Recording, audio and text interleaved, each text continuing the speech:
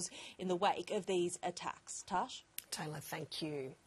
Liberal Senator and Shadow Homes Affairs Minister James Paterson joins us now live from Melbourne. Senator, good afternoon. Now, the federal police have confirmed, as we heard earlier, that criminals arrested over these latest attacks appear to have been paid by foreign actors to commit these hate crimes. Are you concerned about this latest development, and why do you think these overseas actors are now targeting our country? I'm deeply concerned about these revelations because they have been put out there in public with very little substantiation and very little comfort to the targeted affected communities, including the Jewish community, about what is being done to protect them from it, if it indeed is true that foreign actors are behind this, whether it's a foreign government or a transnational terrorist organisation. I've already had questions from the Jewish community this morning asking me whether it is the Islamic Revolutionary Guard Corps of Iran who's responsible for this. And the danger with putting out partial information like this is it leads to speculation and alarm like that. So I think it is incumbent on the Prime Minister to say more than he has said this morning. He needs to explain when he first learned about this, what action he's taken, has the National Security Committee of Cabinet met, what steps are they taking to get to the bottom of this, and why is it that Australia appears to be singled out by this apparent foreign actor and not our other like-minded democracies.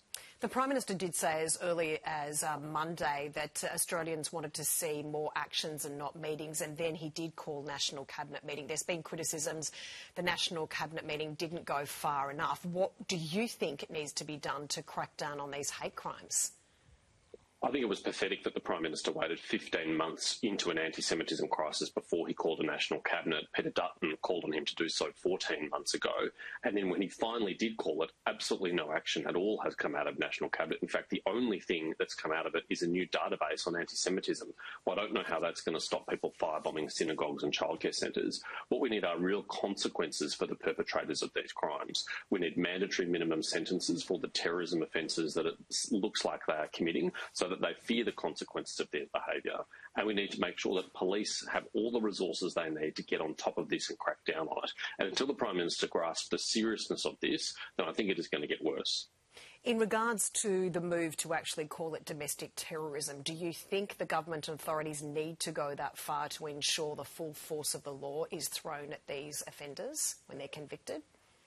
I don't understand what else this could be other than a campaign of terror. It is designed to strike fear in the heart of the Jewish community. It is clearly either ideologically motivated or religiously motivated violent extremism. That is the definition of terrorism. And the Prime Minister's unwillingness to speak plainly and directly about this campaign of terror is undermining the response and the resolve that's required to meet it. I just want him to show some strength here and to realise how serious this is. Do you think we will see further attacks? Is that a concern? Do you think that is valid at the moment? I'm gravely concerned that we will see further attacks and that future attacks will be even more serious than the ones we've already seen. It's a miracle that no one has been hurt, let alone killed so far. And until we get on top of this, the extremists behind it are going to be continued to be emboldened, and there is risk that their behaviour will only escalate. Senator, thanks so much for joining us this afternoon. It's much appreciated. Thank you.